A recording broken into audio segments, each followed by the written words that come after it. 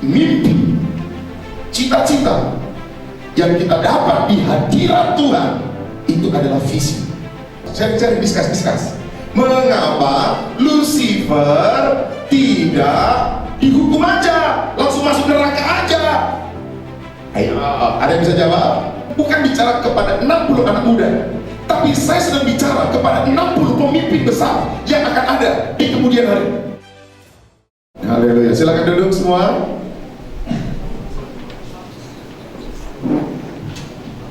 Iya, shalom semua, shalom. Shalomnya kurang mantap nih, shalom. Puji Tuhan. Senang sekali bersama dengan kalian. Ya, malam ini saya nggak akan kopdar kali ya. Saya mau sharing-sharing aja lah. Iya kan, saya lagi kayak di anak-anak saya semua di depan nih. Kayak udah tua aja. Oke. Apa kabar semua kalian? Oke, saya perkenalkan nama saya. Ini siapa yang bicara di depan gitu kan? Thank you ya Kak Daudi ya, yang boleh menghubungi saya untuk boleh share malam hari ini di tengah-tengah kalian. Oke, saya mulai dari mana nih ya? Iya, nama saya Daniel. Ya, nama saya Daniel. Saya orang Karo, Daniel Ginting. Tapi saya menggembalakan di Malaysia. Ya, ini istri saya dan kedua anak saya. Ketiga anak saya. Gitu. Ternyata ada yang konsen juga. Ketiga anak saya, yang pertama namanya Karis Theophani Misyana Ginting, usianya 10 tahun. Yang kedua Justin Yobel Ginting, seorang lelaki yang paling handsome di rumah kami. Yang nomor 2 saya, kan gitu. Iya kan. Yang ketiga seorang wanita lagi namanya Justin 5 tahun. Yang ketiga namanya Imela, usia 2 tahun, wanita paling cantik di rumah saya. Haleluya. Jadi 3 anak. Jadi saya sebagai seorang full timer sebagai seorang full time menjadi bapak, full time menjadi suami. Iya kan? Jadi harus full time bukan cuma di gereja, tapi full time juga di rumah buat suami, buat istri dan juga buat anak-anak. Iya. Sudah berapa tahun pastor di Malaysia? Saya sudah 10 tahun lebih. Dan di Kuching kami menggembalakan dan melayani jemaat Tuhan di sana. Jadi 3 anak kami ini lahir di Kuching, yang pasti bukan anak kucing, saudara. Iya kan? Oke, ya. Puji Tuhan. Nah, saya diberikan tema yaitu remaja sebagai pelopor pembaharuan. Ya, remaja Kristen sebagai pelopor pembaharuan. Ini menarik sekali. Dan saya singkat saja malam hari ini. Tema yang kita akan belajar bersama-sama yaitu pelopor pembaharuan.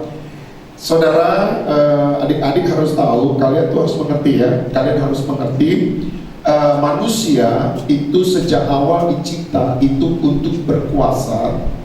Ya, dicipta untuk berkuasa di bumi ini. Jadi manusia itu diberikan kuasa untuk apa? Mengusahakan dan merawat yang ada. Jadi mengusahakan dan bermultiplikasi apa yang ada. Jadi itu sebuah mandat. Jadi kita harus ngerti itu dulu deh. Kita harus ngerti itu dulu. Jadi manusia pada awalnya dicipta diberikan kuasa, otoritas untuk berkuasa di bumi ini. Bukan untuk menguasai tapi berkuasa. Artinya apa? Kita itu ada otoritas di bumi ini. Tapi dengar ya, karena dosa akhirnya manusia tidak punya otoritas lagi. Setan yang ambil otoritas itu, setan yang ambil menguasai itu, dan manusia dikuasai oleh setan, dunia dan keinginan daging. Akhirnya manusia dikungkung, dikuasai oleh dosa dan tidak maksimal. Akhirnya hidupnya susah, akhirnya hidupnya menderita karena dosa. Alkitab katakan manusia telah jatuh dalam dosa dan telah kehilangan kemuliaan Allah. Karena dosa itulah, dan hari ini saya datang ke tempat ini mau menyampaikan sebuah kebenaran supaya kalian mengerti hidup kalian ini maksimal. Hidup kalian ini harus bawa dampak. Hidup kalian ini harus berkuasa. Bukan dikuasai oleh dunia, tapi kalian membawa sesuatu yang baik selama kalian ada di selama kalian menjadi anak-anak muda, ya, menjadi anak-anak muda. Oke, pesannya adalah intinya gini. Saya datang ke tempat ini mau mengajar kalian, mau menyampaikan isi hati Tuhan kepada kalian, supaya hidup kalian menjadi anak yang baik dan membawa dampak bagi banyak orang. Oke, membawa dampak itu apa ya? Ada impact, membawa pengaruh kepada orang lain. Pengaruhnya tentu pengaruh yang baik. Oke, kita lihat Matius 5 ayat 13 sampai 16 ya. Saya akan bacakan Matius 5 ayat 13 sampai 16. Perhatikan, ini identitas ya. Kita belajar di poin-poin ini bicara tentang identitas dulu. Sama-sama bilang identitas dengan saya. Identitas. Katakan identitas. Identitas. Oke. Tuhan bilang begini, identitas kita, kamu adalah garam dunia. Ya, kamu adalah garam dunia. Jika garam itu menjadi tawar, artinya apa? Garam jadi tawar. Padahal garam rasanya apa? Asin. Garam rasanya apa? Asin. Asin. Tapi kalau garam itu udah jadi tawar, gak ada asinnya lagi, dengan apakah yang diasinkan? Tidak ada lagi gunanya selain dibuang dan diinjak orang. Tidak bermanfaat, tidak berguna. Tidak bermanfaat, tidak berguna. Lalu identitas kita selanjutnya, perhatikan, kamu adalah terang dunia, kota yang terletak di atas gunung dan tidak mungkin tersembunyi. Kamu adalah garam, kamu adalah terang dunia. Lalu ayat 15, ini perhatikan baik-baik, menarik sekali. Lagi pula, orang tidak menyalakan pelita lalu meletakkannya di bawah. Orang tidak meletakkan pelita lalu simpan di bawah, ya kan? Tetapi ya, melainkan orang meletakkan pelita ditaruhnya di atas, betul ya? Di atas kaki dia, sehingga menerangi semua orang dalam rumah itu. Jadi pelita tidak ditaruh di bawah, tapi pelita ditaruh di atas. Saya cuma mau bilang begini, ini bicara tentang identitas. Saya selalu katakan bahwa anak-anak Tuhan hidupnya harus berhasil, harus posisinya di atas, jadi pemimpin, jadi orang-orang hebat. Perhatikan dulu, perhatikan saya. Saya bukan sedang bicara kepada berapa anak muda, 50 anak muda, bikin 60. Saya sedang bukan bicara kepada 60 anak muda, tapi saya sedang bicara kepada 60 pemimpin besar yang akan ada di kemudian hari. Saya sedang bicara kepada 60 pemimpin besar yang ada di kemudian hari. Saya berbicara dalam roh saya pada malam hari ini. Di antara kalian akan ada menjadi anggota-anggota dewan yang takut akan Tuhan. Amin. Di antara kalian akan jadi ada menteri. Yes. Amin. Di antara kalian akan ada menjadi bupati. Amin. Di antara kalian akan ada menjadi dokter. Amin. Di antara kalian akan menjadi dosen. Yes. Bahkan di antara kalian akan menjadi pengkhotbah yang hebat. Amin. Di antara kalian akan menjadi gembala-gembala yang luar biasa. Amin. Akan ada menjadi polisi, akan ada menjadi pilot. Dengar baik-baik. Terang tidak mungkin ditaruh di bawah, terang harus taruh di atas. Ini pesan saya, identitasmu, kamu ini terang, dan posisimu bukan di bawah, posisimu di atas. Posisimu di atas. Jadi hari ini kalau kamu berkata gini, ya saya ini kan orang susah, saya ini kan nggak bisa apa-apa. Kamu punya mentality di bawah, tapi malam hari ini kamu ini anak Tuhan. Kamu ini anak Tuhan. Kamu ini anak Tuhan. Posisimu di atas. Kamu diangkat menjadi kepala, bukan jadi ekor. Kamu diangkat di posisi tinggi, bukan untuk di bawah. Katakan amin. Saudara, saya cuma ngajak ini. Kamu jangan jadikan saya datang bicara ini hanya sebagai pembicara. Tapi kamu harus punya mindset. Saya datang ke tempat ini sedang menyampaikan suara isi hatinya Tuhan buat kalian. Sedang menyampaikan isi hatinya Tuhan. Ketika kalian dengar pesan Tuhan melalui hamba Tuhan yang datang ke tempat ini, saya datang jauh, saudara. Anak-anak muda, saya datang jauh. Saya tinggalkan keluarga saya tinggalkan pelayanan saya. Saya harus datang naik pesawat dari Kucing ke Johor Bahru. Dari Johor Bahru saya harus naik kapal lagi ke sini. Dan bukan biaya yang cukup murah. Dan kamu harus dengar, saya datang ke tempat ini mau sampaikan sesuatu buat kalian. Apa yang Tuhan tahu. Jadi ketika kalian menangkap sesuatu, kalian yes amin, yes amin. Taruh itu. Sama seperti orang mencatat, tapi di dalam roh kalian catat juga dalam rohnya. Saya percaya dari masa ini, malam ini menjadi malam sejarah dalam perjalanan hidupmu, bahwa engkau akan menjadi naik, semakin hari semakin naik. Karena kau gores di dalam rohmu. Usahakan jangan ada yang main WhatsApp, usahakan jangan ada yang main Facebook. Usahakan kamu dengar firman Tuhan. Benar. Benar, ini serius. Katakan amin. Haleluya. Bilang kanan kirinya anak muda, kau dengar kata pastor itu. Haleluya. Amin ya. Kita serius ya. Ya, saya datang dari jauh untuk sampaikan isi hati Tuhan. Kalian datang ke tempat ini harus dengar apa yang menjadi pesan Tuhan. Nah, saudara perhatikan. Kita lanjut. Ya. Lalu dikatakan ayat 16. Demikianlah hendaknya terangmu bercahaya di depan orang, supaya mereka melihat perbuatanmu. Jadi gini, biarlah terang itu bercahaya di depan orang di dunia ini, sehingga dikatakan apa? Sehingga mereka melihat perbuatanmu. Wah, berarti menjadi pembanding. Sama-sama katakan pembanding. Pembanding. Sama-sama katakan pembanding. Pembanding. Oke, saya mau beritahu pembanding ya. Pembanding itu begini. Sini kamu sini. Iya kamu. Satu. Kamu lagi satu. Oke, pelan-pelan ya. Katanya kan ini seminar, tapi semi KKR saya bingung juga. Seminar KKR gimana gitu ya. Oke, pokoknya ikutlah apa kata Roh Kudus kan gitu ya. Oke. Kira-kira ini kurus atau gemuk? Ini kurus atau gemuk mereka? Kurus. Pertanyaan saya, kenapa kamu bilang dia kurus? Karena ada yang gemuk. Pembanding namanya. Jadi saya menjadi pembanding. Oke.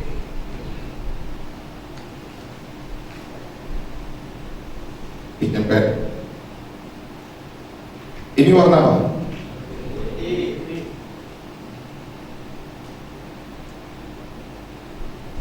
Yang saya bilang warna apa? Kenapa itu bisa jadi warna hitam? Karena ada pembandingnya. Ada pembandingnya. Ini ada pembandingnya. Betul ya? Oke. Kamu di situ dulu. Saya pelan-pelan. Saya sedikit agak maaf ya. Karena anak muda harus belajar teologi. Oke, jangan belajar teologi, belajar Alkitab. Oke. Gini. Kamu perhatikan dulu baik-baik ya. Ini penting sekali. Kita ini warga kerajaan sorga atau warga kerajaan dunia? Yang bilang kita warga kerajaan sorga, suaranya lebih keras. Kita ini warga kerajaan sorga atau warga kerajaan dunia? Siapa yang bilang saya ini warga kerajaan sorga? Angkat tangan. Oke, turunkan tangannya sekarang. Kita warga kerajaan sorga. Berarti sorga dan dunia kan gak bisa sama. Jadi kehadiran kita di dunia ini harusnya jadi pembanding, menjadi pembeda, beda dengan dunia ini, nggak bisa sama. Sampai sini paham? Oke, saya pelan-pelan lagi. Lucifer, sudah ngomong Lucifer, takut ini. Lucifer, oke. Lucifer itu sebelum dia jatuh ke bumi, sebelum dia dihukum sama Tuhan, sebelum dia dicampakkan ke bumi, dia itu ada di surga, betul ya? Sebagai apa dia? Sebagai pemuji dan penyembah. Soal Alkitab gimana? Oh enggak, hebat betul ini anak muda di sini. Dia sebagai pemuji dan penyembahnya Tuhan. Dia pemuji penyembah Tuhan, betul ya? Lalu dia jatuh dalam dosa apa? Kesombongan. Dia jatuh dalam kesombongan. Dia ingin menjadi seperti Allah. Dia mau menjadi seperti Allah. Dia dosanya dosa kesombongan, pemberontakan. Makanya pemberontakan itu bukan dari Tuhan, tapi dari setan. Berontak sama orang tua, berontak sama guru, berontak sama pemimpin. Itu spirit dari Lucifer. Oke, saya nggak bahas di situ, tapi saya mau beritahu. Akhirnya Tuhan menjatuhkan dia ke bumi, betul ya? Oke, sekarang kita pertanyakan sekarang. Kira-kira kenapa Tuhan nggak langsung hukum aja, matiin aja? Ada bisa jawab? Kenapa harus dicampakkan ke bumi? Akhirnya gara-gara Lucifer lah, gara-gara ular itu. Akhirnya Adam dan Hawa jatuh dalam dosa. Nah, pertanyaannya sekarang, mengapa? Ayo, cari diskus. Mengapa Lucifer tidak dihukum aja, langsung masuk neraka aja? Ayo, ada yang bisa jawab? Oke, udah ya. belajar hukum? Angkat tangan. Siapa di sini yang cita-citanya mau jadi lawyer? Angkat tangan. Jadi pengacara? Kamu? Iya, kamu suka pengacara. Siapa di sini yang mau kuliah hukum? Angkat tangan. Siapa di sini yang mau kuliah dokter? Angkat tangan. Siapa di sini mau jadi kuliah pendeta? Angkat tangan. Ini mau jadi apa sih? Jadi, dari tadi diibat. Ini calon pendeta. Oke, biar kau di situ aja dua-dua situ. Biar jelas firman Tuhan. Oke, kalau di dalam hukum itu gini, tersangka dikatakan bersalah kalau ada pembandingnya. Yang benar itu seperti apa? Yang benar itu seperti apa? Kalau saya bilang kamu dinyatakan salah, terus dia akan bilang yang benar itu seperti apa? Betul dong? Ada pembandingnya. Harus ada pembandingnya. Nah, yang benar ini seperti ini, baru kamu dinyatakan salah. Pertanyaannya adalah kenapa Lucifer belum dihukum? Karena yang benar belum tahu. Lucifer yang benar mana? Makanya Tuhan menciptakan manusia untuk mengalahkan, menaklukkan Lucifer. Ternyata manusia kalah sama Lucifer, digoda sama Lucifer. Sampai sini clear? Paham? Paham? Nah, sekarang pembanding yang benarnya mana? Gak ada yang benar. Makanya Allah menjadi manusia. Dialah kebenaran itu. Dan di atas kayu salib dia bilang, sudah selesai, manusia menang. Oke, bingung ya? Oke, saya mencoba untuk tidak bahasa kompak. Oke, pelan-pelan lagi, pelan-pelan. Jadi Allah menciptakan Lucifer, Allah menciptakan manusia untuk menjadi pembanding, supaya menyatakan Lucifer ini salah. Karena dinyatakan salah kalau ada yang benar, kan begitu? Paham dong? Betul ya? Akhirnya dibuatlah manusia supaya Lucifer ini salah gitu. Ternyata Lucifer goda manusia. Kamu akan bisa seperti Allah. Oh iya. Akhirnya manusia jatuh lagi dalam dosa. Yang benar ada tidak? Yang benar tidak ada. Berarti untuk menyatakan Lucifer ini salah, ini bagaimana caranya? Jalan satu-satunya Allah yang menjadi manusia, yaitu Yesus Kristus datang ke dunia. Makanya dia menjadi pembanding. Dia kudus, dia benar, dia tidak salah. Dan dia menderita sampai di kayu salib. Baru dia bilang, sudah selesai. Pada waktu itu Lucifer kalah. Dan barang siapa datang kepada Yesus, dia menjadi ciptaan baru. Yang lama sudah berlalu dan yang baru sudah datang. Dan hari ini kalau kamu menjadi anak-anak Yesus, keberadaanmu di dunia ini harus menjadi pembanding. Jadi orang-orang di sekolah, orang-orang di tempatmu berkomunitas, orang bisa lihat mana yang benar, mana yang salah. Ketika dia lihat siapa nama murid? Supra. Oke, saya kira Supra. Andreas Astrea Supra. Oke. Supra. Ketika orang-orang lihat kamu di kampus, ketika kamu lihat kamu di sekolah, orang lihat yang benar ini seperti Supra. Yang benar ini seperti Supra. Siapa namamu, bro? Celo. Ke sekolah Carlo.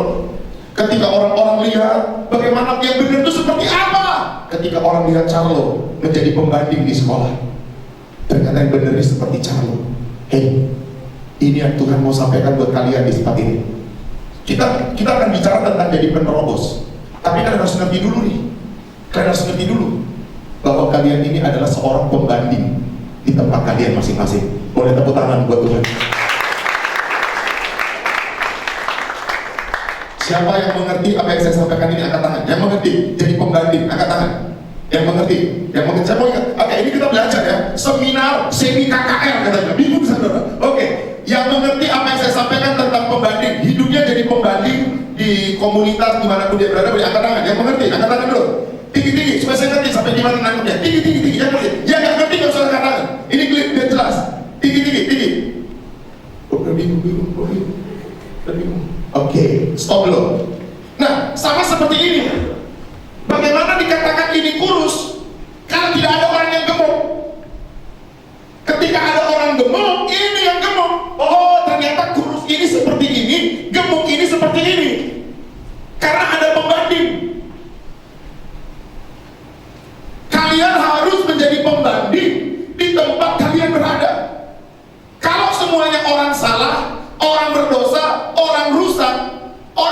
yang benar seperti apa? Dengan hadirnya kalian di sekolah, dengan hadirnya kalian di tengah-tengah teman-teman kalian, sehingga orang bisa lihat yang benar ini seperti ini, ternyata ini salah. Sudah paham?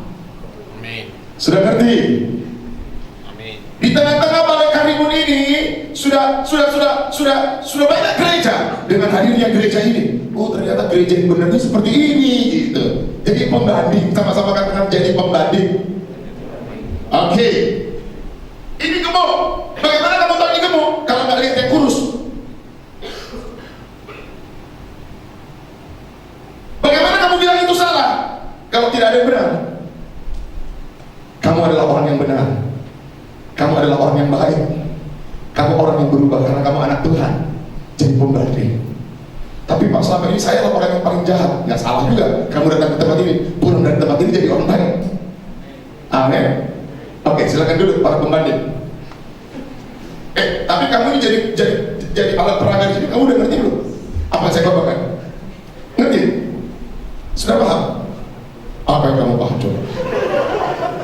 Apa yang kamu paham? Coba saya. Ini kita seminar sini KKR. Apa yang kamu belajar? Yang kamu paham apa coba? Nggak apa-apa. Ini bukan salah benar. Kalau di sekolah kan siapa salah siapa benar. Kalau di sini nggak ada salah benar, semua benar. Apa yang kamu dapat? Dia bingung. Pembandingnya gagal. Oke, Sutra, apa yang kamu belajar? Apa yang kamu dapat?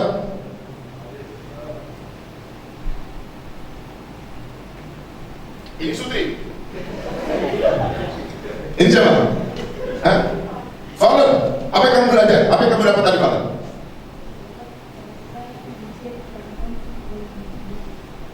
Pembanding bagaimana? Bisa lebih keras lagi ya mikrofonnya? Kita Tuhan itu bisa menjadi yang baik, bisa apa ya, kayak kasih tahu ke orang kalau kita tuh anak Tuhan tuh kayak ini, sedangkan orang yang salah tuh kan jadi berbeda dari antara orang. Nah, ini kuncinya, berbeda dari aduh keren banget. Dahsyat. Namamu siapa? Namamu bukan nama dia. Hah? Christian. Oh Christian, kamu mau ngomong nggak Christian? Kalau saya bilang kamu untuk bicara, boleh? Apa yang kamu dapat tadi? Bagaimana? Maksudnya pembanding gimana? Kita lakukan yang benar. Iya yang benar. Kita lakukan yang benar-benar sehingga yang salah ketahuan kan begitu. Oke terus. Ya udahlah gitu. Benar-benar. Jadi kita lakukan yang benar sehingga yang salah itu mulai kelihatan. Paham ya? Oke, next slide. Nah, perhatikan ini. Identitas kita adalah garam. Identitas kita yaitu pelita. Jadi garam itu untuk memberi rasa. Jadi garam itu memberi rasa di dalam komunitas kecil. Di garam. Ya, di sekolah, di keluarga, kamu jadi garam.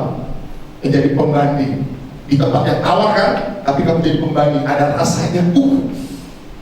Dengan adanya Fallon, kayaknya komunitas ini jadi baik ya.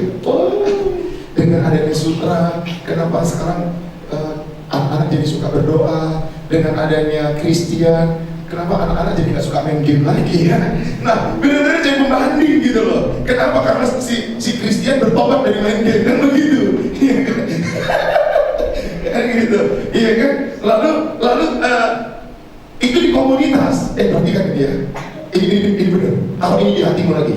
Kalau kamu dari komunitas, dari hal yang kecil, dari garam ini, kamu setia melakukannya, maka secara otomatis kamu akan jadi terang. Rasamu bukan cuma di komunitas, tapi nanti satu kali usiamu 25 tahun, 30 tahun, rasamu itu dapat dirasakan di satu dunia ini, di satu kota, di satu bangsa, karena tempatmu sudah di tempat yang tinggi. Pengaruhmu jadi besar. Kalau garam pengaruhnya kecil, tapi kalau terang pengaruhnya itu besar. Kamu jadi menteri yang takut Tuhan. Kamu jadi gubernur yang takut Tuhan. Kamu jadi kepala polisi yang takut Tuhan. Kamu jadi dokter yang takut Tuhan. Kamu jadi tentara yang benar-benar jadi pengaruh. Itulah identitas anak Tuhan. Sampai sini clear? Oke, di step yang kedua ini saya akan ajar lagi. Jadi gini, makna dari garam dan pelita ini adalah garam itu hanya komunitas kecil, dirasanya cuma di sekitar saja, betul ya? Hanya di sekitar.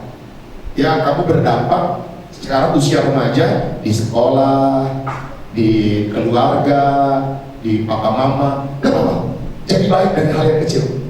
Tapi kalau kamu setia lakukan itu akan terus berdampak. Satu kali kamu akan jadi pelita, dan pelita itu ditempatkan di atas.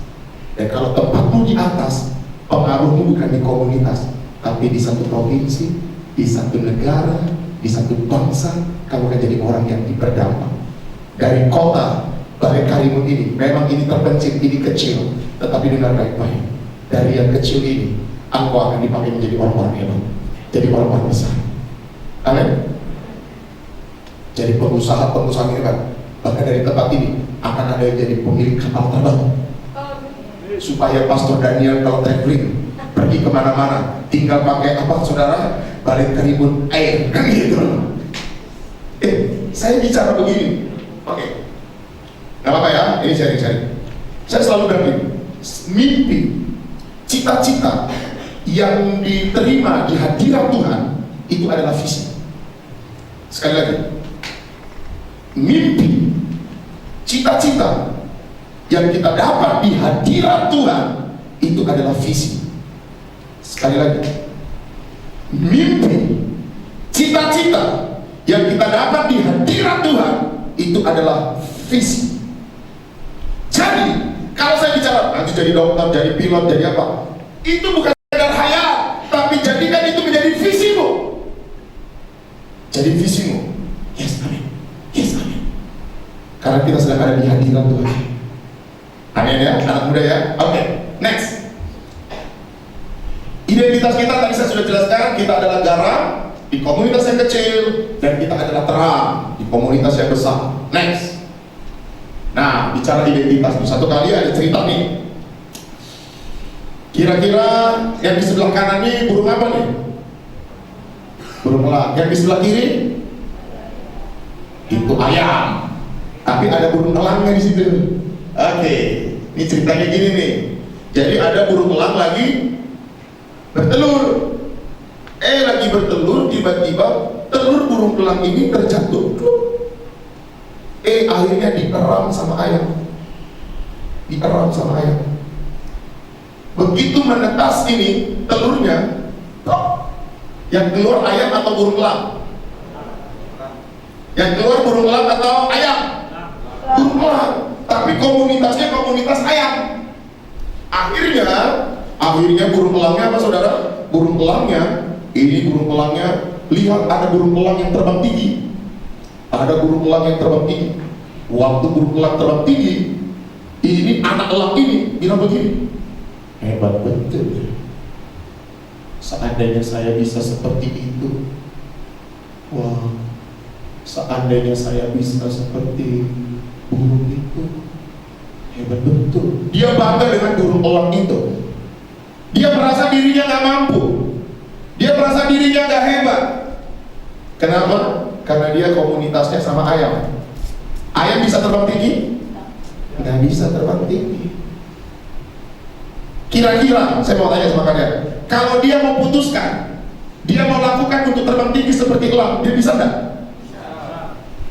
Tapi kenapa dia selalu bilang nggak bisa? Karena komunitas, pengaruh di sekitarnya. Oke, bicara identitas, saya mau beritahu, kalian ini adalah anak Allah. Kalian anak Tuhan. Kalian adalah garam. Kalian adalah terang. Alkitab katakan, kalian akan ada di tempat yang tinggi. Kalian akan ada di tempat yang tinggi. Bilang sama-sama, saya ada di tempat yang tinggi. Sama-sama katakan, saya ada di tempat yang tinggi. Saya menjadi orang yang takut akan Tuhan. Oke, perhatikan. Akhirnya saudara, burung elang ini tidak dapat terbang. Karena apa? Karena selalu bergaul dengan ayam. Ini pesan pastor buat kalian. Ya, pergaulanmu menentukan masa depanmu. Pergaulanmu menentukan masa depanmu. Sekarang kamu tinggal memutuskan, pergaulanmu itu membawamu ke arah yang lebih baik atau tidak. Tapi kalau tidak, belajar untuk berani memutuskan, keluar dari kumpulan ayam dan pergi kepada Raja Wali, dan kamu akan terbang tinggi. Next. Ini dia harapan kita. Kalian ini akan membawa pengaruhnya di mana? Ini dia. Kalian akan bawa pengaruh di arts, entertainment, sport, and fashion. Mungkin ada kalian di tempat ini yang suka di art, di entertainment, suka di sport, suka yang di fashion, tapi kalian bawa pengaruh di dunia itu. Bawa pengaruh di dunia bisnis, finance. Kalian bawa pengaruh di sana, buat terobosan di sana. Kalian menjadi orang yang jadi hamba Tuhan, yang suka charity, yang religion. Kalian bawa pengaruh di gereja, kalian bawa pengaruh di dunia sosial. Ada yang suka digital, IT, science. Kalian bawa pengaruh di sini. Oke, saya tanya satu-satu ya. Jujur ya, angkat tangan ya. Siapa di sini yang suka nomor 1? Angkat tangan. Yang suka nomor 1, tinggi-tinggi. Yang suka nomor 1, tinggi-tinggi. Oke, angkat tangan tinggi-tinggi. Saya mau katakan sesuatu buat kalian. Tuhan kurapi kalian malam hari ini. Tuhan berkati kalian hari ini. Dan kalian bawa pembanding di sini. Yang mau katakan amin? Nomor 2, siapa yang suka nomor 2? Yang suka nomor 2, angkat tangan tinggi-tinggi. Yang suka nomor 2, ini yang punya uang banyak ini. Oke, angkat nomor 2. Oke, saya mau berdoa buat kalian. Tuhan urapi kalian malam ini. Tuhan berkati kalian untuk menjadi seorang pebisnis, untuk menjadi orang-orang yang suka di dalam finance, untuk kalian mengelola kekayaan dunia ini menjadi takut akan Tuhan. Diurapi Tuhan kalian. Oke, yang suka charity, sosial, religion, angkat tangan. Oh, ini calon-calon pendeta ini. Oke, tinggi. Tuhan urapi kalian, Tuhan berkati kalian, dan kalian jadi pembanding di sini, jadi berkat, bawa terobosan di sini. Amin. Oke, sekarang nomor 4, digital media and science. Siapa angkat tangan? Tinggi. Nomor 4. Yang suka? Nomor tinggi. Wow. Jangan begini bro, tinggi bro. Gitu. Oke. Tuhan urapi kalian untuk membawa perubahan di dalam dunia digital. Tuhan urapi kalian, Tuhan pakai kalian, Tuhan kasih visi buat kalian untuk membawa dampak di dalam dunia nomor 4. Oke. Sekarang saya mau beritahu yang nomor 5, education dan sekolah. Siapa sih yang suka pendidikan? Tinggi. Ini para guru, ya, guru besar, guru agung. Tinggi. Tuhan urapi kalian, Tuhan berkati kalian menjadi seorang pendidik, menjadi seorang pengajar yang takut akan Tuhan dan bawa pembanding di tempat ini. Oke, family. Nomor 6, yang suka family? Keluarga. Oh, suka family. Oh good. Wah, maksudnya family ini bukan mau kawin ya?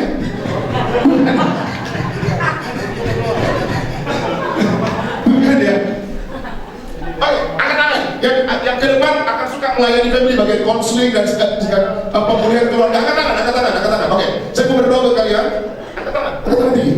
Tuhan akan berkati, kalian akan jadi dampak, memulihkan banyak orang, menolong banyak orang, lewat hidup kalian akan banyak keluarga dipulihkan, ada banyak keluarga yang broken home akan pulih melalui kalian. Amin. Oke. Sekarang yang dulu ini government and politik, mau jadi presiden, mau jadi menteri, mau jadi anggota dewan, mau jadi polisi, mau jadi tentara, angkat tangan. Tinggi, sambo.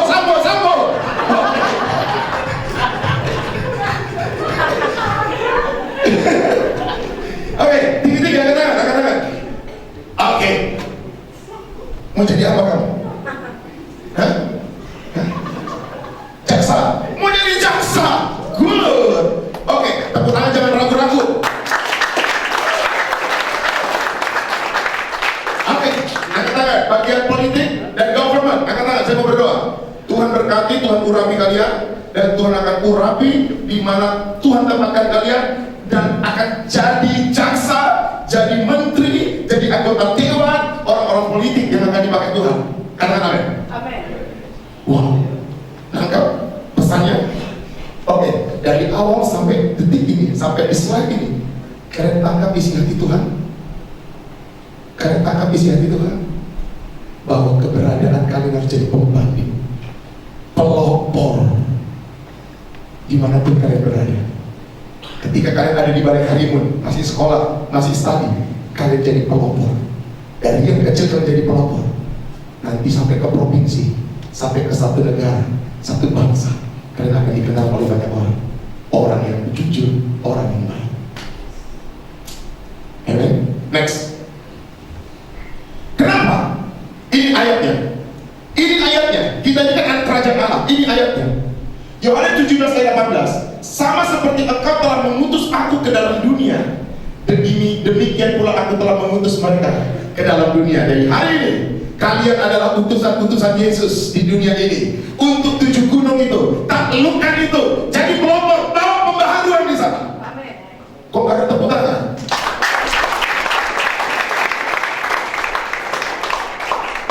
Tadi kan ada, tapi tadi ada sebagian yang angkat tangan. Yang suka yang mana? Yang tidak angkat tangan ini suka yang mana? Belum punya cita-cita, gak ngerti. Oke, boleh main piano, yang main piano bantu saya main piano. Nah, saya akan balik lagi ke depan. Sejak awal Tuhan menciptakan kamu, Tuhan menciptakan manusia.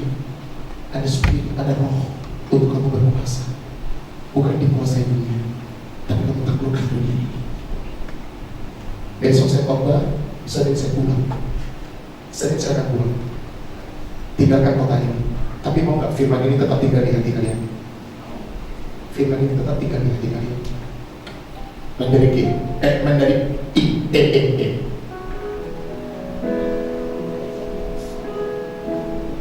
Ini aku, semua milikku, ku serahkan padamu Tuhan. Penyesalan dan kebanggaan, suka dan duka, semua ku serahkan. Yang telah lalu, yang akan datang, hasrat dan harapan yang terbayar, masa depan dan rencanaku, ku serahkan dalam tanganmu. Sama-sama. Ku persembahkan hidupku kepadamu Tuhan, untuk kemuliaan ku berikan hidup ini sebagai persembahan yang berkenan padamu. Jadi spirit, semangat yang saya mau sampaikan buat kalian, kalian akan menguasai di era 7 bagian itu tadi. Bukan untuk jadi orang kaya, bukan untuk jadi orang populer, tapi semangatnya adalah mau berdampak, mau jadi berkat, bawa perubahan di sana. Haleluya. Next, Tuhan beri kita. Ini Uncle Rick Warren bilang begini, ya. Ini Om Rick Warren, ini dari Lingga, saudara. Rick Warren ini penulis buku The Purpose Driven Life. Rick Warren bilang begini, Anda harus tahu mengapa Anda ditempatkan di planet ini. Kamu harus tahu kenapa kamu ditempatkan di planet ini. Kamu harus mengerti untuk apa kamu ada di dunia ini. Kamu harus mengerti. Bukan cari uang, bukan happy-happy, bukan itu. Anda dilahirkan oleh tujuannya dan untuk tujuannya. Slide atas, paling atas tadi, yang atas. Oke, stop. Anda dilahirkan untuk tujuannya. Apa tujuan Allah dalam hidup kalian? Ini yang dikatakan. Demikian pula aku telah mengutus mereka ke dalam dunia ini. Jadi ini tujuan Allah kepada kamu. Oh. Ini tujuan Allah kepada kalian. Kalian diutus Allah ke dunia ini untuk jadi pembanding. Kalian diutus Allah ke dunia ini untuk jadi berbeda dengan dunia ini. Sama-sama katakan, aku berbeda dengan dunia ini. Sama-sama katakan, aku berbeda dengan dunia ini. Amin. Siapa nama murid? Fatimah. Fatimah. Kau paham apa yang yang saya sampaikan? Mengerti Fatimah? Oke, next. Kita lanjut. Nah, kita baca sama-sama 1, 2, 3. Tujuan hidup orang percaya jauh lebih besar. Stop. Tujuan hidup orang percaya itu jauh lebih besar. Apa tujuannya? Daripada 1, 3. Daripada prestasi pribadi, karir, ambisi, ketenangan pikiran, bahkan lebih besar dari sekedar tujuan keluarga. Jadi tujuanmu adalah mengikuti kehendak Bapa. Apa tadi kehendak Bapa? Jadi pembanding. Oke, intinya nanti kalian sampai di sekolah, di tempat kerja, di komunitas, saya harus berbeda dengan mereka. Nggak boleh sama. Tidak boleh sama. Yang mengerti boleh angkat tangan. Yang mengerti apa yang saya sampaikan angkat tangan. Waduh, keren. Berarti nyampe. Terus. Oke. Anak muda harus menjadi pembaharu. Nah ini sedikit pelajaran, ini sedikit agak. Oke, semangat dulu, semangat. Katakan semangat. 1, 3. Sama-sama katakan semangat. Oke. Anak muda harus menjadi pembaharu. Kenapa anak muda kalian harus jadi pembaharu? Ini hasil dari riset yang saya perhatikan, yang saya lihat sendiri. Yang pertama adalah karena anak muda memang ditakdirkan untuk penerus bangsa, betul nggak? Kalian ditakdirkan untuk menjadi penerus bangsa. Kalianlah yang ditakdirkan untuk menjadi penerus bangsa ini. Yang kedua, ternyata di dunia ini populasi terbesar adalah anak-anak muda. Populasi yang terbesar adalah anak-anak muda.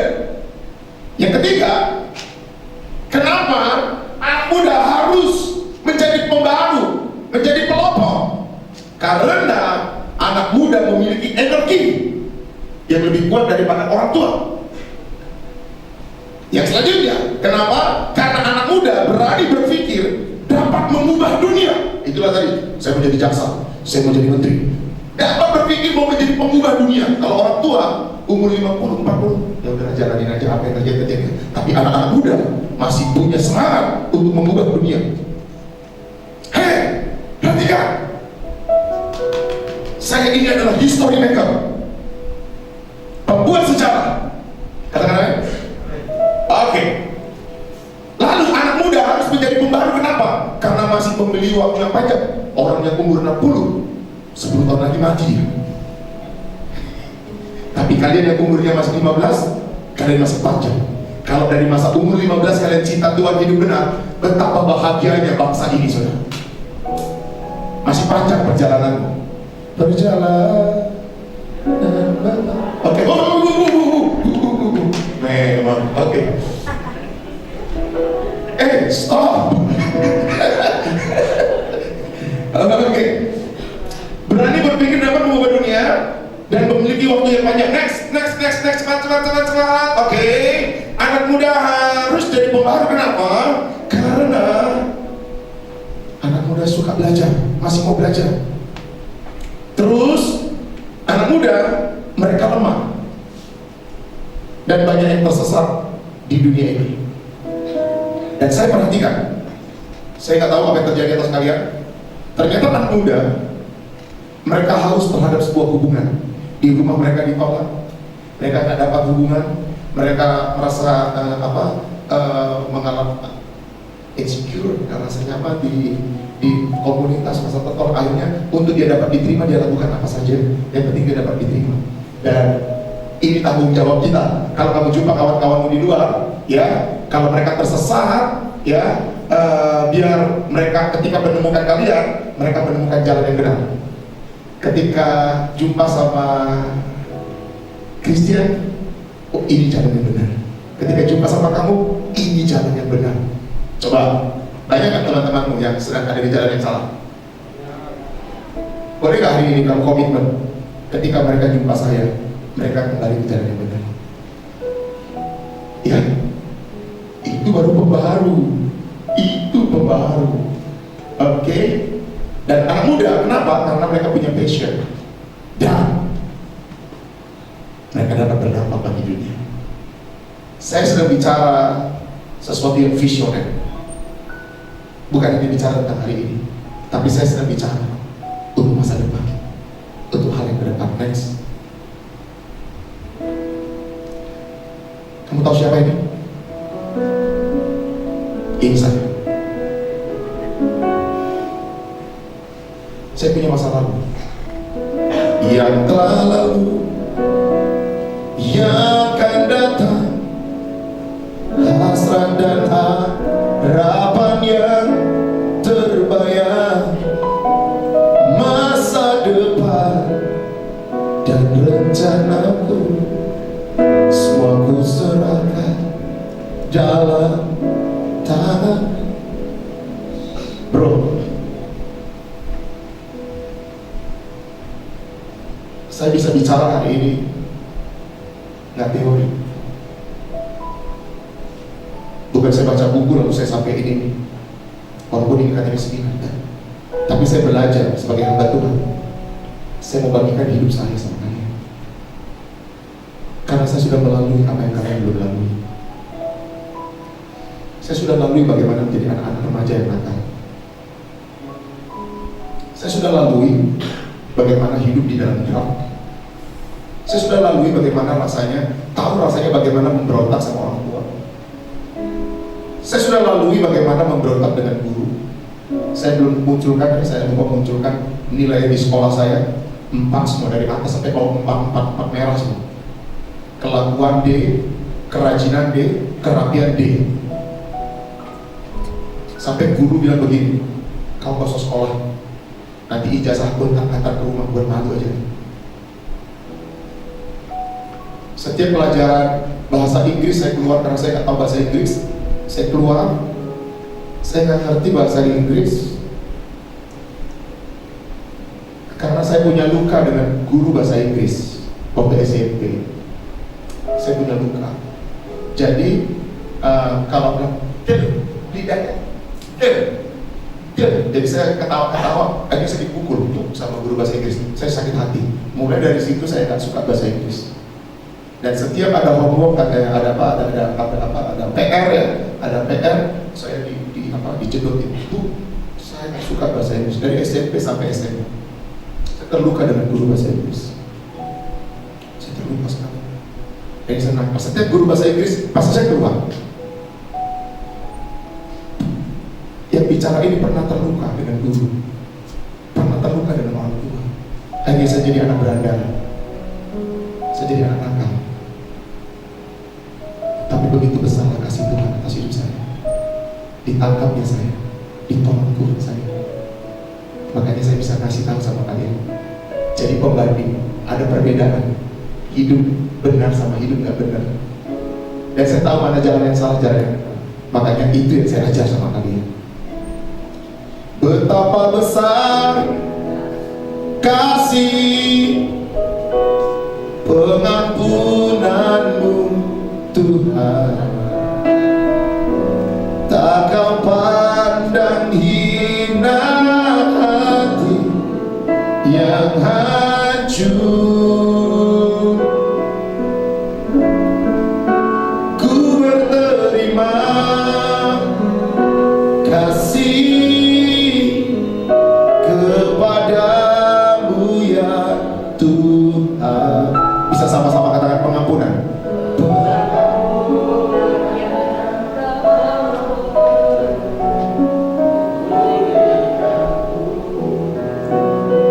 Ini uang berapa? Uang 50.000.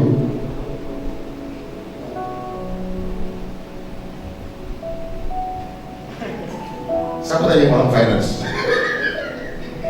Kamu ya? Orang finance sama kamu ya? Kalau sama orang finance jangan, karena makanya uang terus dia nanti kan. Kita cari yang lain. Oke. Pendeta.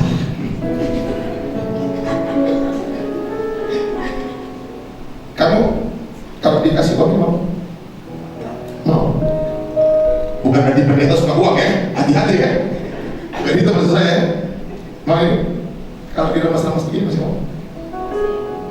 Masih mau? Jaki-jaki masih mau?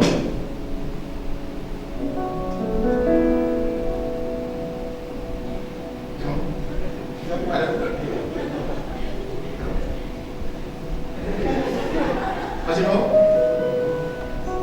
Masih mau? Masih mau? Masih mau? Pertanyaan saya, kenapa kamu masih mau? Tapi kira-kira ada nggak orang yang nggak mau setelah nikah? Ada yang nggak mau? Ada? Kenapa dia nggak mau? Karena kotor. Karena kotor. Dia mau. Ada yang nggak mau karena melihatnya apa? Kotor. Tapi dia mau bukan karena lihat kotor, karena dia berharga. Oke? Nah, sekarang ambil kamu. Dia ambil karena berharga. Nah, saudara perhatikan baik-baik. Perhatikan baik-baik. Perhatikan baik-baik. Saya kotor. Saya rusak. Saya dipenjara 2 kali. Saya memakai narkotika. Saya penjual narkotika di Jakarta. Hidup saya begitu hancur. Saya tahu rasanya hati terluka. Saya tahu rasanya tak ditinggal. Saya tahu rasanya bagaimana ditolak sama kawan-kawan. Saya tahu rasanya itu. Saya tahu rasanya disakiti. Saya tahu rasanya sedang menderita. Saya tahu rasanya. Dan semua orang mengucilkan saya. Tapi ada satu pribadi. Saya pinjam lagi. Ada satu pribadi bilang begini, Daniel, aku tahu kau rusak. Daniel, aku tahu kau hancur. Daniel, aku tahu dunia pikir kau jelek. Daniel, aku tahu. Tapi aku lihat engkau manusia yang berharga. Aku pulihkan kau menjadi baru. Dan tahun 98 saya dipulihkan Tuhan karena berlaku. Saya dipulihkan Tuhan dan saya dibaharui oleh Tuhan. Dan hari ini Tuhan pakai saya jadi hamba Tuhan. Bahkan di usia saya yang termuda saat ini, kalian harus tahu, saya menjadi ketua BPD GBI di seluruh Asia. Saya membawahi GBI di 15 negara. Saya ketuanya hari ini. Yang sedang bicara di depan kalian hari ini, seorang pemakai narkotika di masa lalu, seorang yang rusak hidupnya di masa lalu. Dan hari ini saya menjadi gembala sidang, membawahi 22 gereja. Saya lahirkan pemimpin begitu banyak hari ini. Apakah saya sudah berbuat sesuatu? Saya tidak berbuat sesuatu. Karena barang yang hancur dan rusak ini ditemukan kembali sama Tuhan. Dan itu yang saya mau impartasi buat kalian hari ini. Saya tidak peduli masa lalu, tapi Tuhan sedang bawa kau kepada masa depan. Boleh tepuk tangan yang boleh.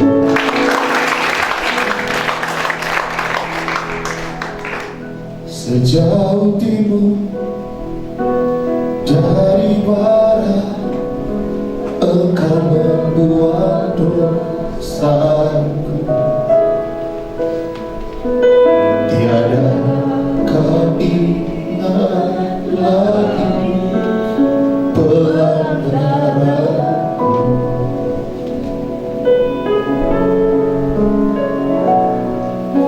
Jauh ke dalam tubir laut, Kau melemparkan dosaku. Tiada kau perhitungkan kesalahan. Bapa kau betapa besar kasih pengampunan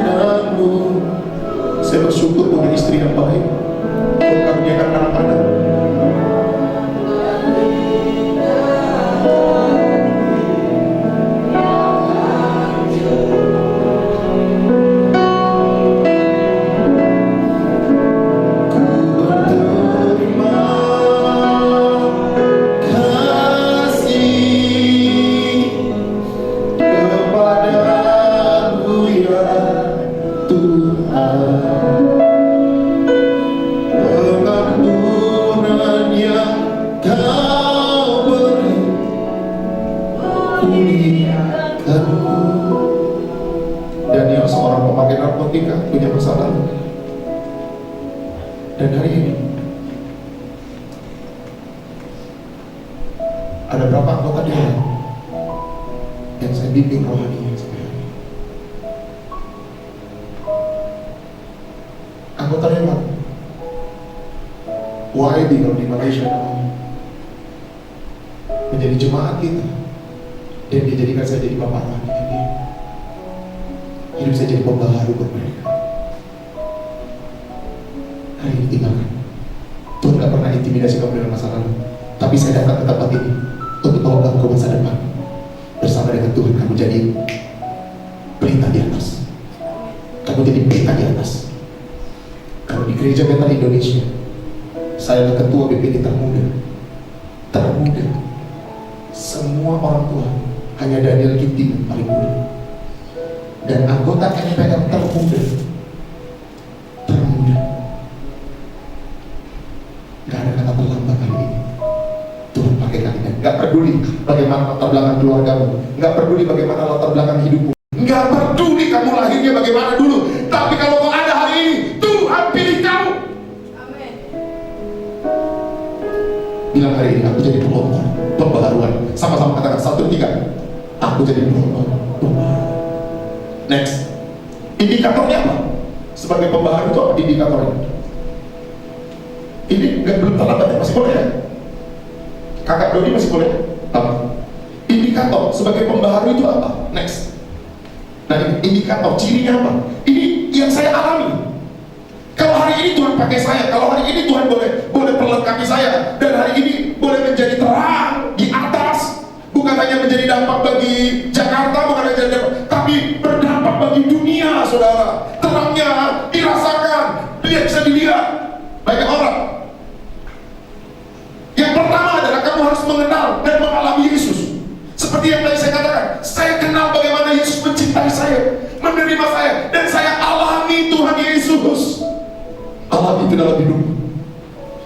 Bukan yang sekedar beragama, tapi alami Yesus dari masa muda. Dari masa muda. Yohanes 14 ayat 12 begini, aku berkata kepadamu sesungguhnya barang siapa percaya kepadaku, ia akan melakukan juga pekerjaan-pekerjaan yang aku lakukan, bahkan pekerjaan-pekerjaan yang lebih besar daripada itu. Yesus bilang, kamu akan melakukan pekerjaan yang lebih besar dari itu. Artinya apa? Jadi terang di atas. Next. Ya, yang pertama indikatornya apa? Mengenal dan mengalami Yesus. Coba, kamu sudah mengenal dan mengalami Yesus? Saya mengalami itu. Makanya kalau saya lagi buat salah, aduh, di sini nggak enak betul. Saya cinta Tuhan, saya cinta Tuhan, saya cinta Tuhan, saya cinta Tuhan, saya sayang Tuhan, saya mengasihi Tuhan. Itu saya mau bagi buat kamu. Cintai Tuhan ya, ya, cintai Tuhan ya. Siapa namamu? Hah? Jihado, cintai Tuhan ya. Fatimah, cinta Tuhan ya. Cinta Tuhan ya. Ya. Christian, cinta Tuhan ya. Yang kedua adalah indikator menjadi pelopor. Selain kamu mengenal dan mengalami, jadi bukan hanya mengenal tapi mengalami ya, harus mengalami. Kalau kenal banyak orang bukan Kristen pun kenal, tapi tidak mengalami Tuhan. Tapi kalau kamu mengalami Tuhan, waduh, betapa besar cintanya, kamu nggak mungkin bisa lari dari Tuhan. Yang kedua, ya indikator seorang pembaharu itu selain dia punya pengenalan dan pengalaman sama Tuhan, karena itulah dasarnya, itulah awal, itulah dasar, itu yang paling utama, itu yang paling utama. Karena hidupnya jadi berkat. Bagaimana dia ditolong Tuhan, karena hidupnya jadi berkat. Yang kedua adalah harus memiliki visi, vision ke depan. Filipi 3:14, dan berlari-lari kepada tujuan untuk memperoleh hadiah yaitu panggilan sorgawi dari Allah dalam Kristus Yesus. Dia melupakan apa yang ada di belakang dan berlari kepada tujuan yang sudah diberikan Tuhan. Terus, nah saudara perhatikan Amsal 29 dan 18 bilang begini, bila tidak ada wahyu, gak ada vision, ya, tidak ada wahyu, tidak ada vision, menjadi liarlah rakyat, berbahagialah orang yang berpegang pada hukum. Saya diberkati ayat ini, betul. Berbahagialah orang yang berpegang pada hukum. Hukum di sini maksudnya apa? Hukum Allah. Berbahagialah orang hidupnya pasti bahagia. Berbahagia. Banyak orang cari kebahagiaan di mana-mana gak dapat. Hanya orang yang berpegang pada hukum. Jadi hidup sama firman itu baru bisa bahagia. Terus, nah ini dia. Yoel 2 ayat 8. Kemudian daripada itu akan terjadi bahwa aku akan mencurahkan rohku ke atas semua manusia. Maka anak-anakmu laki-laki dan perempuan akan bernubuat. Orang-orangmu yang tua akan mendapat mimpi. Teruna-terunamu akan mendapat penglihatan. Jadi anak-anak muda, Tuhan memberikan karunia kepada kalian untuk punya vision. Jadi anak-anak muda, teruna-teruna itu harus punya vision. Dan hari ini, ya saya mau ajar kalian. Siapkan ada kertas, taruh ya, kita akan praktek nanti. Kalau ada kertas, ada ballpoint, kalian boleh catat ya. Oke. Jadi ini dia Yoel 2 ayat 8. Teruna-teruna, ya, itu akan mendapatkan vision, mimpi.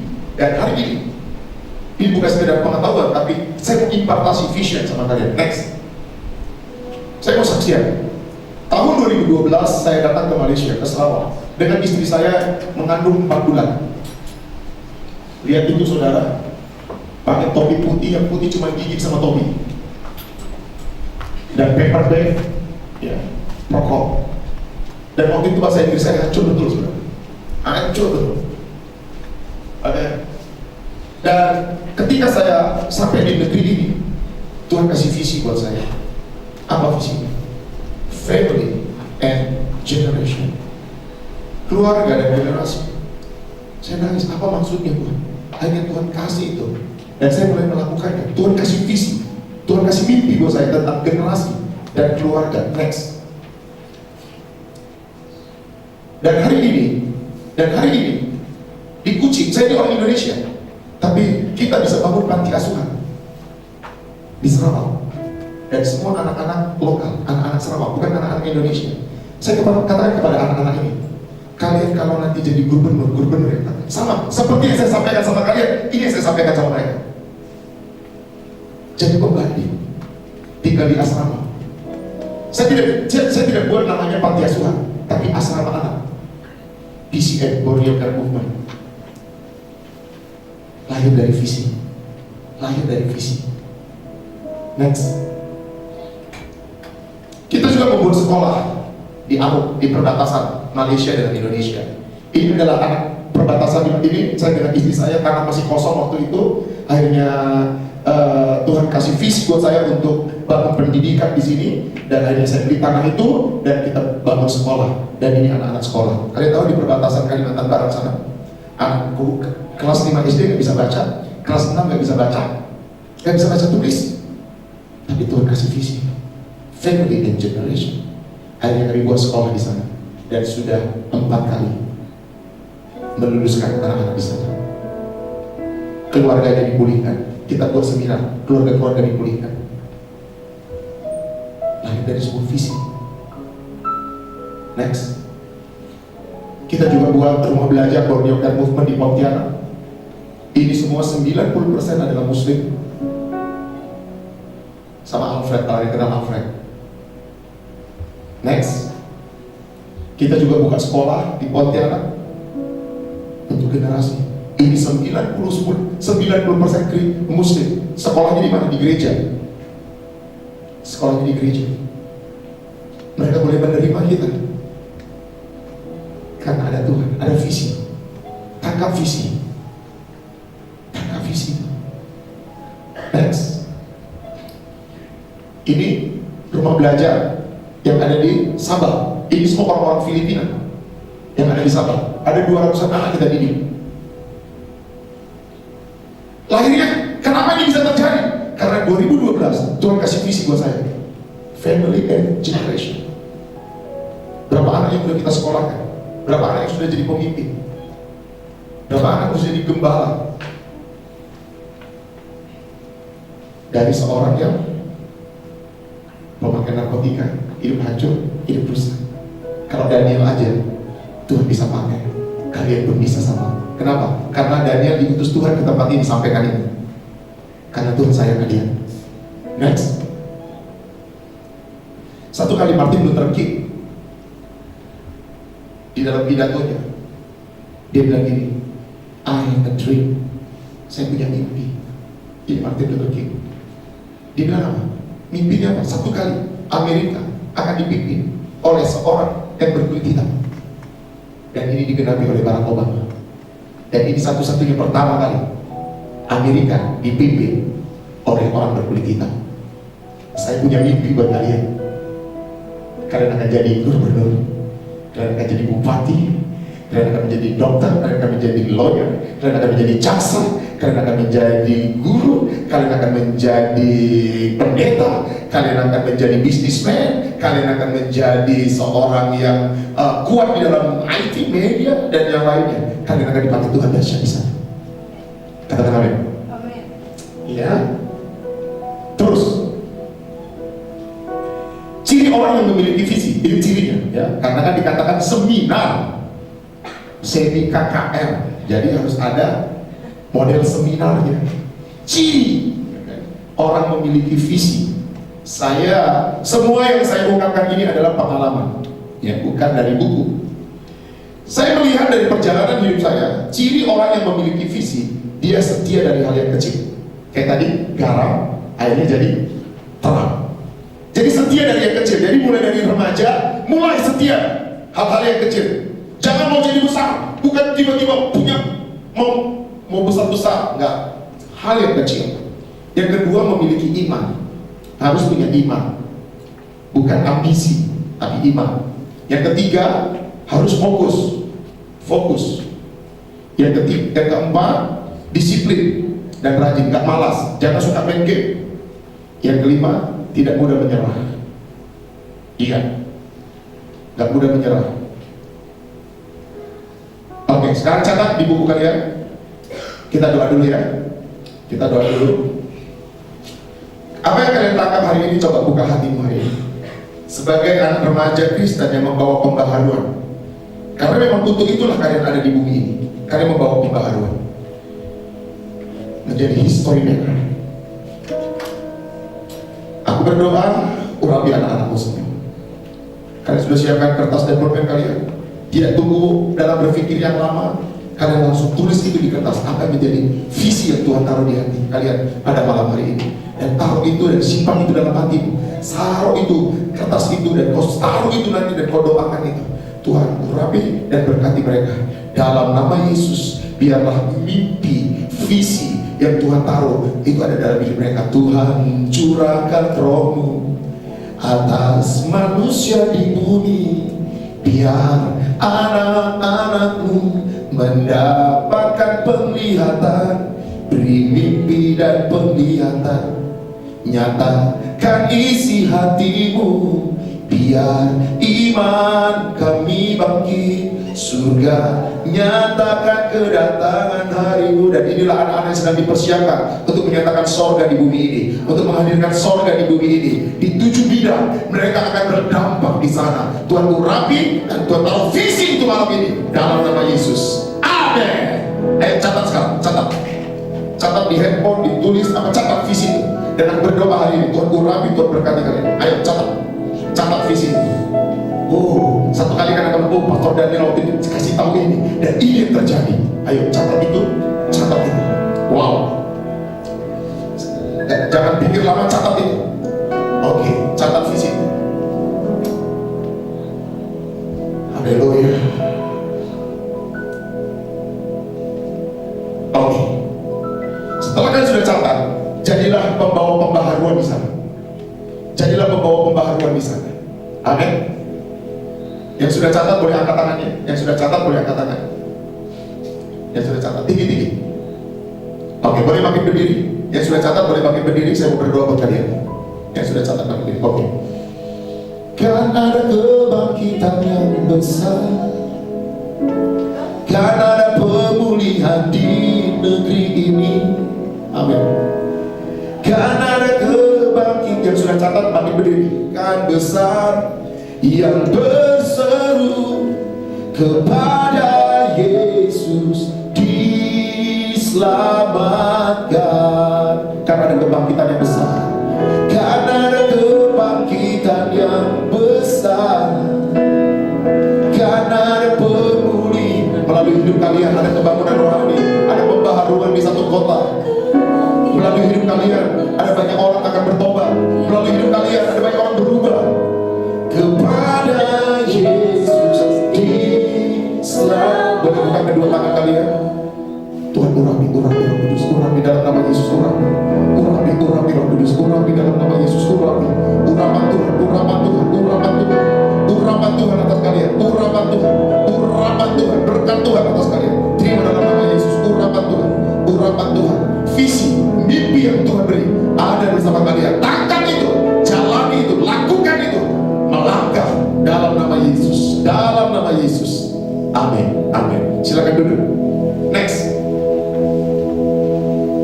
Yang ketiga, indikator menjadi pembaharu. Saya lihat selain dia punya visi, dia harus hidup dalam firman. Kenapa? Karena firman itu yang akan membuat dia berhasil.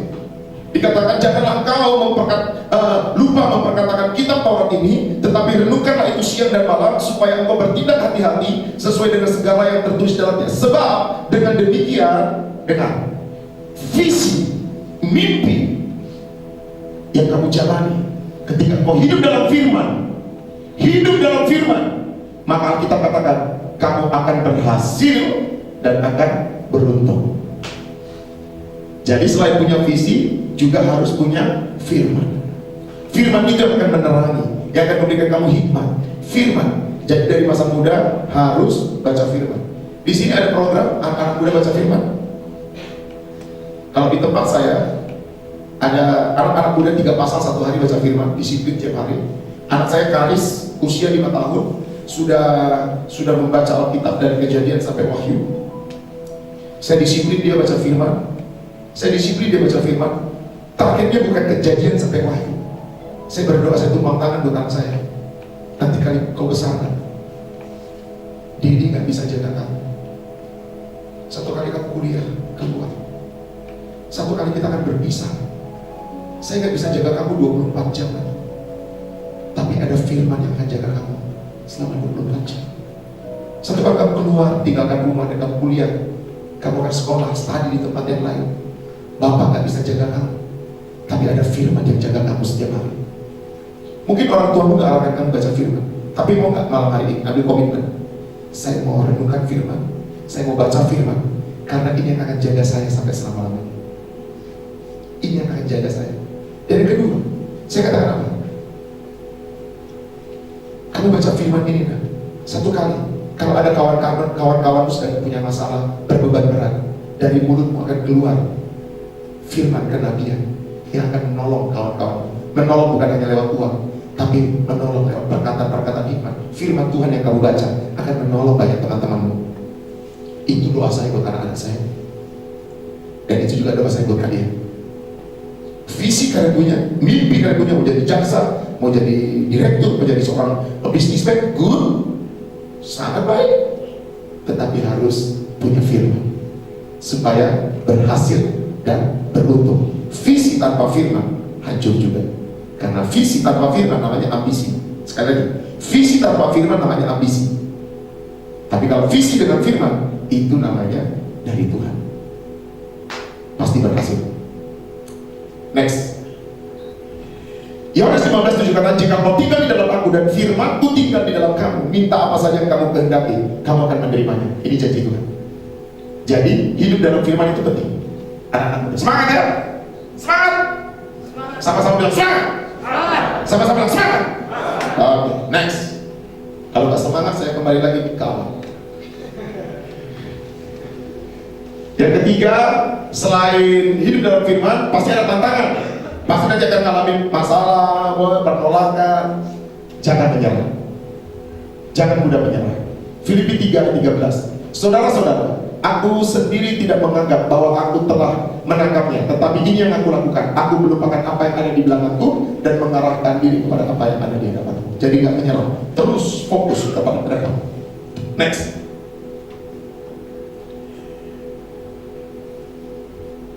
Ini bukan yang Filipi 3, terus. Oke, ini yang terakhir. Saudara perhatikan, ketika saya sampai di Malaysia, saya sama istri, saya ini nggak punya visa, saya nggak punya izin tinggal, dan seorang ibu yang sebelah ini itu datang sama saya. Ini orang yang punya perusahaan, dia orang Buddha yang sangat totok sekali. Saya baru tahu juga ternyata suaminya ini punya adik, istrinya orang Tanjung Balai Karimun katanya. Pak, saya punya ipar orang Tanjung Balai Karimun, dia bilang. Nanti saya hubungi dia. Oke. Jadi Ibu Titi ini tahun 2012 datangin saya. Dia bilang begini, Pastor, kamu kan gak punya visa. Dia gak kenal saya gak kenal dia. Dia hanya dengan informasi dari saya, dari orang lain. Dan dia bilang sama saya sama suami siap menjamin pastor dan keluarga di Kuching. Dan akhirnya perusahaannya dia menjamin kami. Itu Tuhan. Tapi dia masih muda, belum menjadi Kristen. Kalian tahu 2018 dia datangin karena dia gatal-gatal, sakit gak sembuh-sembuh. Saya datang, saya doakan dia, besoknya sembuh. Akhirnya terima Tuhan Yesus. Suaminya juga gitu, sakit ginjal dan harus cuci darah dan harus ganti ginjal. Tapi ketika kita doakan, ternyata suaminya sembuh. Saudara tahu, akhirnya berdua terima Tuhan Yesus dan dibaptis dan percaya kepada Yesus, disertai dengan mujizat. Apa masalah saya? Masalah saya tinggal di Malaysia tak punya visa, tapi saya tak menyerah. Saya berjalan terus. Ada Tuhan yang menyertai saya, ada tanda mujizat.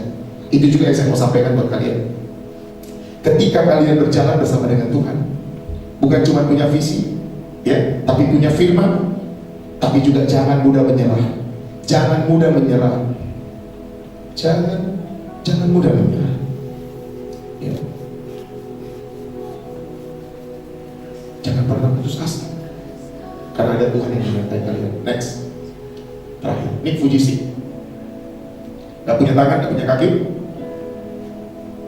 Statement yang dikatakan apa? Kehidupan bukan tentang memiliki, tapi tentang menjadi pelopor, menjadi pembaharu. Bukan menjadi orang kaya, tapi hidupku menjadi pembaharu, mau membawa perubahan. Yang mengerti katakan amin. Mari kita pakai berdiri.